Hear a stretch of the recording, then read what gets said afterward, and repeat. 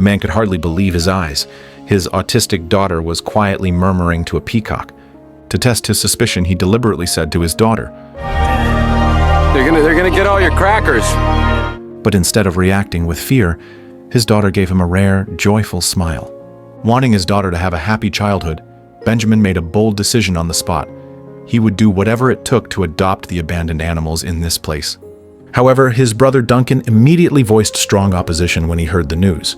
As an animal caretaker, Duncan clearly remembered the zoo's former glory when staff numbers were 3 times what they are now, with 48 species of animals, 8 of which were endangered.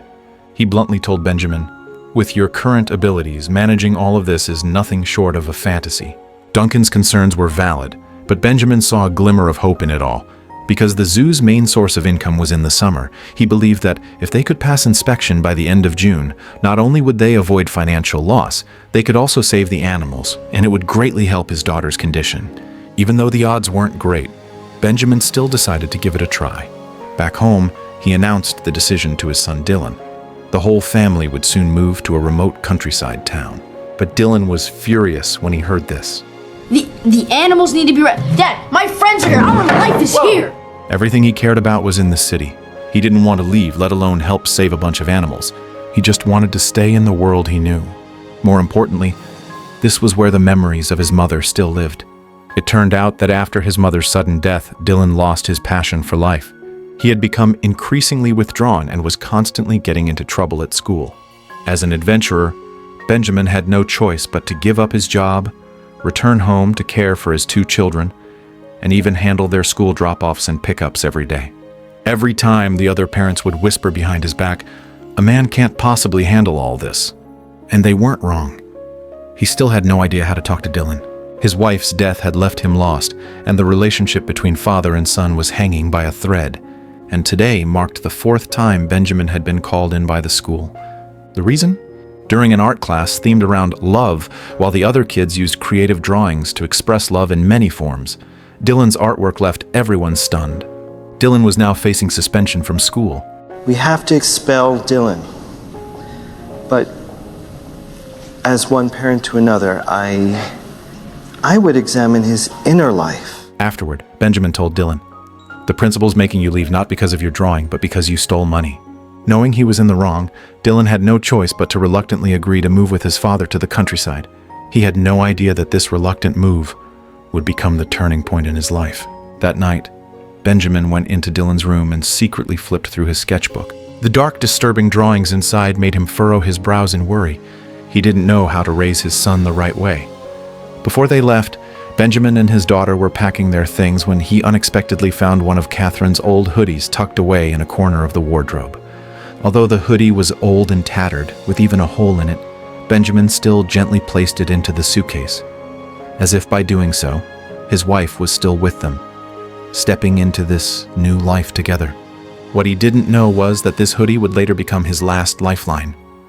On the way to the zoo, Dylan wore headphones, shutting out the world, refusing to engage, and that left Benjamin feeling even more helpless.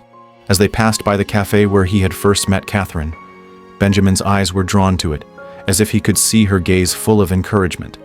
Just like every time he made a decision, she would always support him unconditionally. As they neared their new home, they saw a sign from the neighbors posted by the door. "Welcome, new neighbors." Through the misted car window, Dylan spotted a blonde girl beaming and waving at him. That sweet and cheerful image stirred something deep in the teenager's heart. But the weather didn't cooperate. Just as they arrived at the doorstep, a heavy downpour suddenly began, as if warning them that the road ahead would be full of challenges. And that wasn't the end of it. The moment they opened the door, a wave of foul stench hit them in the face. Looking at the messy and rundown house, Dylan couldn't help but start complaining. The next morning, Benjamin showed up at the zoo with high hopes. Kelly, the head zookeeper, welcomed the family on behalf of the entire staff. She then began introducing each team member. They were all top talents in their field. Among them was Lily, Kelly's cousin, a 13-year-old who had grown up in the countryside. Despite her age, she was already a head taller than Dylan, leaving him feeling awkward and embarrassed. Benjamin then politely introduced his own family and ended with a few words of encouragement for everyone. So I would like to declare us all modern-day adventurers. and sponsors of animal greatness. But he quickly ran into his first challenge. With a hint of concern, Kelly gave Benjamin a brief overview of the zoo's current condition. On the surface, the zoo looked lively, but in reality, it was a mess. First and foremost, there was an elderly Bengal tiger in poor health, which would require a specialist vet to be brought in all the way from San Diego. On top of that, there were leaning fences, broken facilities needing repair, and a food supply issue for the turtles, foxes, monkeys, and other animals, all of which demanded a substantial amount of funding. Surprisingly, Benjamin remained calm and assured Kelly that he would take care of everything. But his overly confident attitude made Kelly deeply skeptical. She felt Benjamin knew very little about how zoos actually operated, and she didn't hesitate to voice her concerns. I have a question for you. You're some random guy from the city. No one in the zoo community has ever heard of you. You know nothing about animals, and you moved into a dump. I mean, what kind of regular person just up and buys a place like this? Especially somebody with kids. Why? She reminded him that the zoo used to have 3 times as many employees. The ones who stayed were those who truly loved animals. Some had even worked without pay. What they needed was someone who could truly run this place. Otherwise, neither the staff nor the animals would be able to hold on. So your question is? Why did you buy this place? Why not? Benjamin's vague responses left Kelly even more confused. She wasn't sure whether to trust this man or not. That night, Benjamin was overwhelmed by a mountain of bills and couldn't calm his mind enough to deal with them, so he stepped outside for some fresh air. As the breeze brushed his face, it felt as if his wife was silently giving him strength. Later, Benjamin headed to the zoo's small tavern. The atmosphere there was pleasant, and he wanted to use this chance to bond with everyone. After all, the future of the zoo would depend on the effort of every person involved. He expected they might look down on him as an outsider, but to his surprise, everyone welcomed him warmly. That eased the tension he'd been holding inside. The next day, fully geared up and filled with confidence, Benjamin decided to start by repairing the old broken fences. When he spotted some animals he had never seen before, he couldn't help but praise them. But the next second, even though Duncan didn't agree with Benjamin's decision, he still showed up frequently at the zoo to help. He tried to persuade Benjamin to give up on the animals, saying that all he really needed was to keep Kelly around. She's the only meaning you'll ever need for the rest of your life. But Benjamin explained that the only reason he bought this place was because his daughter Rosie liked it. His wish was simple: to give his children a joyful childhood and help them heal from the pain of losing their mother. Yet since moving here, Dylan had been clutching a photo of his mom every night, crying himself to sleep. And during the day, he still locked himself away in his gloomy world, sitting in corners and drawing dark, brooding images. Until one day, Lily quietly approached him. Her bright blonde hair carried a faint fragrance. She had brought a sandwich just for Dylan and even asked about the scar on his nose with gentle concern. Dylan was surprised. He thought people would be repulsed by his dark artwork, but not only did Lily say she liked it, she leaned closer and closer until her whole body was nearly touching his. Dylan felt extremely shy and couldn't stop his eyes from darting around nervously. Where's the sun? There's no sun in the underworld. Lily didn't say much more. She simply whispered that she got off work at 5 every day and would bring him a fresh sandwich at 5:20. And from that day on, it was as if a warm beam of sunlight had broken into Dylan's life. Lily began showing up right on time each day, not just with sandwiches, but with the sunlight his drawings had always lacked. Gradually, a smile reappeared on Dylan's face. He started to look forward to their daily meetings. It was clear that Dylan had developed feelings for this sweet and caring girl. The light she brought was slowly melting away the darkness inside him. Even so, the relationship between father and son didn't improve much. They still bickered constantly over small things. But what gave Benjamin comfort was that since moving here, Rosie had started opening up and talking to people more. She even told Benjamin, "Dylan actually loves you a lot. He's just mad that his friends don't come to see him anymore." While putting his daughter to bed that night, Benjamin was surprised to find her holding his wife's old hoodie tightly in her arms. Not wanting to upset her, he choked back his tears and gently explained, "Sometimes people look very sick, but they're not really in pain." He told her that their mom hadn't truly left, that she was still watching over them in her own special way. Rosie often asked deep, thoughtful questions, and Benjamin always tried his best to comfort her in his own way. Outside the room, Dylan watched quietly. His heart stirred with emotion and a strange sense of peace. He wanted to be closer to his father too. He just didn't know how to say it. But the very next morning, the two were at each other's throats again. Turns out, Dylan had forgotten to lock the snake box after turning off the lights the night before. Now, the courtyard was crawling with corn snakes. Thankfully, Kelly arrived just in time and diffused the crisis. But Benjamin's relentless nagging eventually caused Dylan's emotions to spiral completely out of control. I'm sorry I messed up the box of snakes. Whatever!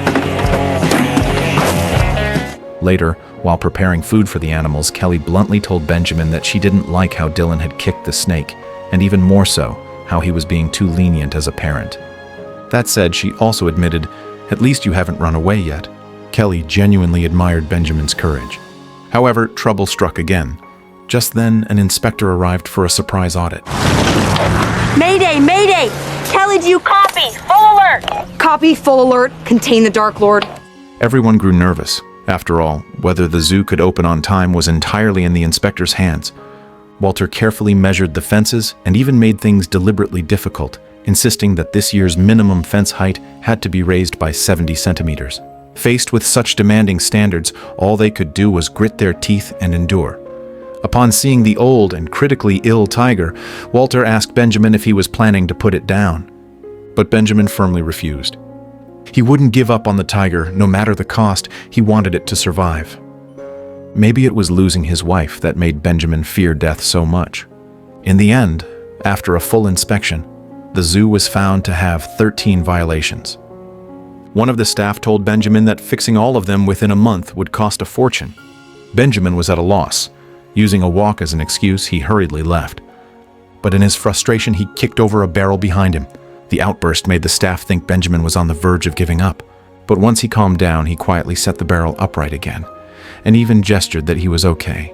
Seeing this, Kelly finally smiled.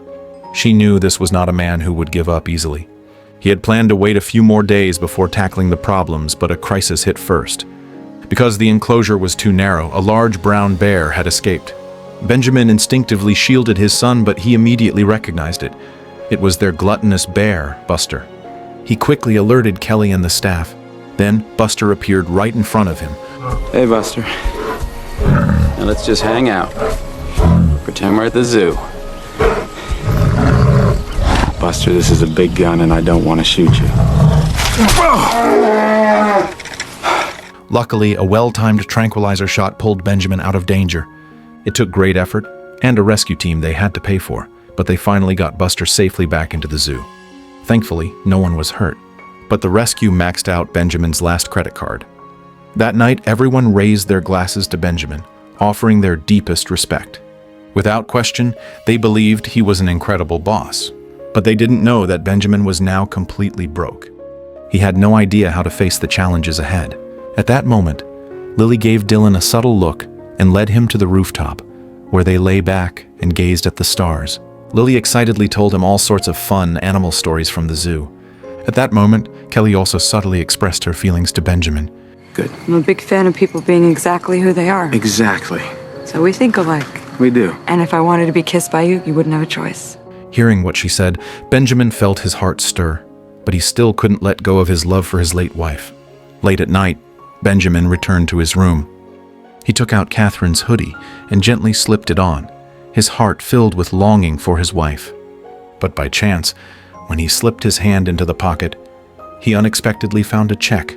It turned out to be savings Catherine had left for him before she passed. To his surprise, the amount was a staggering $85,000. It was money Catherine had set aside for emergencies, knowing that Benjamin loved adventure but lacked planning. In the note she left, she wrote, "No matter what you decide to do, follow your heart, not just your brother's advice." Sure enough, Duncan bluntly told Benjamin that he should use the money to settle down and live a stable life. She wanted you to be free.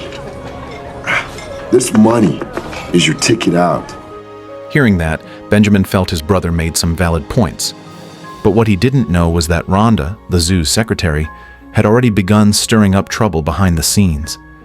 She was fueling doubts among the staff, spreading rumors that Benjamin was a fraud, that his bank account was empty, and that he'd eventually be forced to sell the property for next to nothing. To verify if the rumors were true, Lily brought a sandwich to Dylan and casually hinted that they might be leaving soon, but they could still remain good friends. Dylan smiled happily when he heard this. Are you for real with this? Yes! But he didn't notice the subtle tremble at the corner of Lily's mouth, nor the disappointment written all over her face. She was barely holding back tears. Meanwhile, Dylan was still celebrating the thought of finally getting to leave this place. Back in the dining room, everyone was waiting for Benjamin to announce he was going bankrupt. But instead, he stood firm, using the money Catherine left him. He announced that he would keep the zoo running. And thanks to my Catherine, the money came through. Though I don't have a lot, I do have enough to get us by. And if you stick with me, I will give this everything, but I will need everything from you, and we're going to reopen this zoo. It is the best job in the world, and it's going to take everything to make it work. So don't give up on our adventure. Well, that's good enough for me. Me too. Done, man. Woohoo! Way to go! The news sent the room into joyful cheers. Everyone was thrilled, everyone except Duncan, who thought Benjamin was being reckless. As for Rhonda, the source of the rumors, she was fired without question. And since the boss was willing to go all in, the employees were ready to give it their all too. With the opening day drawing closer, everyone at the zoo was working their hardest. They had only one goal in mind, to bring the zoo up to standard for its grand opening. Time flew by in their busy routines, as everyone raced against the clock to breathe new life into the once abandoned space.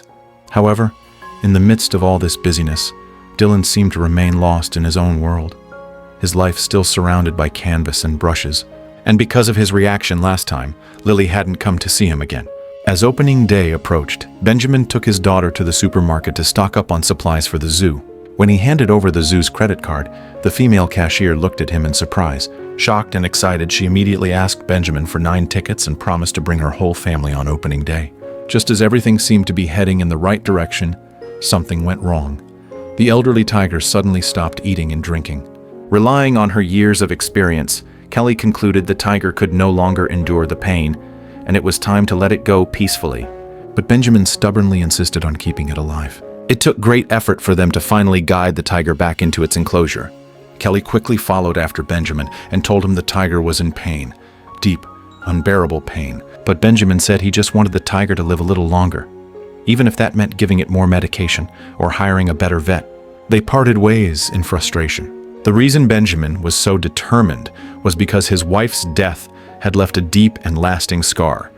He now found it incredibly hard to accept losing anything else. Benjamin didn't return home until evening.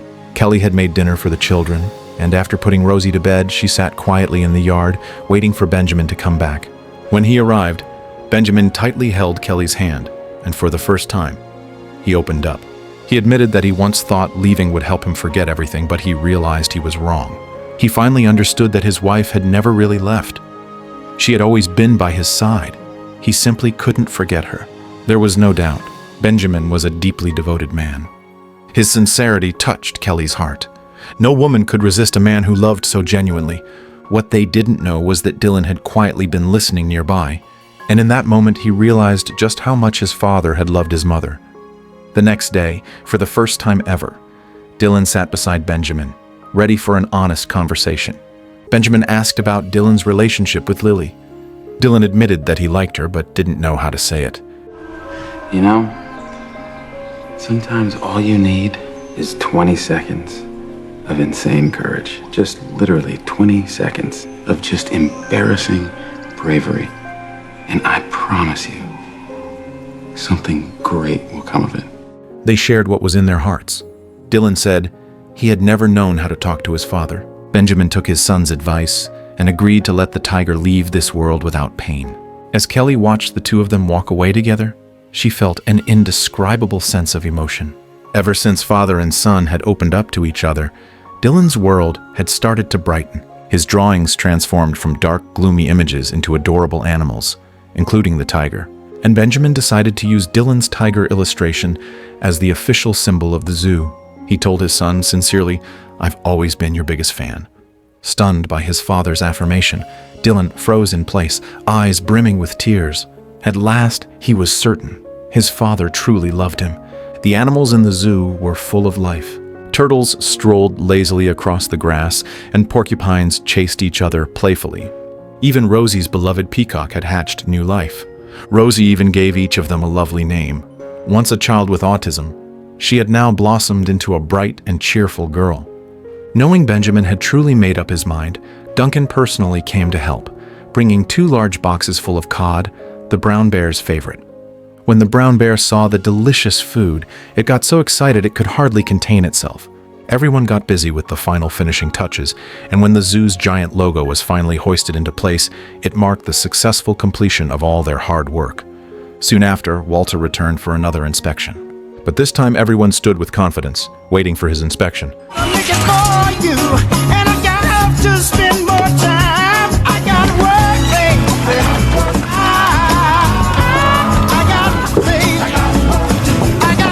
Fortunately, he didn't find a single issue. But good luck. Cheers erupted. Everyone's hard work had finally paid off. The zoo was granted its business license and was scheduled to open on July 7th. Even Walter reserved a ticket and promised to come visit on opening day. But then, nature had other plans. A record-breaking rainfall swept in, and heavy rain was forecasted to last an entire week. All they could do was post the opening announcement and pray for clear skies. As Dylan passed by Lily's house, he suddenly noticed a message written on her window. "If you love me, let me know." At that moment, Dylan remembered what his father had once told him. 20 seconds of courage. He ran to Lily's window, repeated those words silently in his heart, and then knocked. Hi. Hi. Like, am I nuts to say that I missed you like crazy a lot? A lot. Sorry about the rain. No, I love it. I love your hair. I love your sign, Lily. I love you.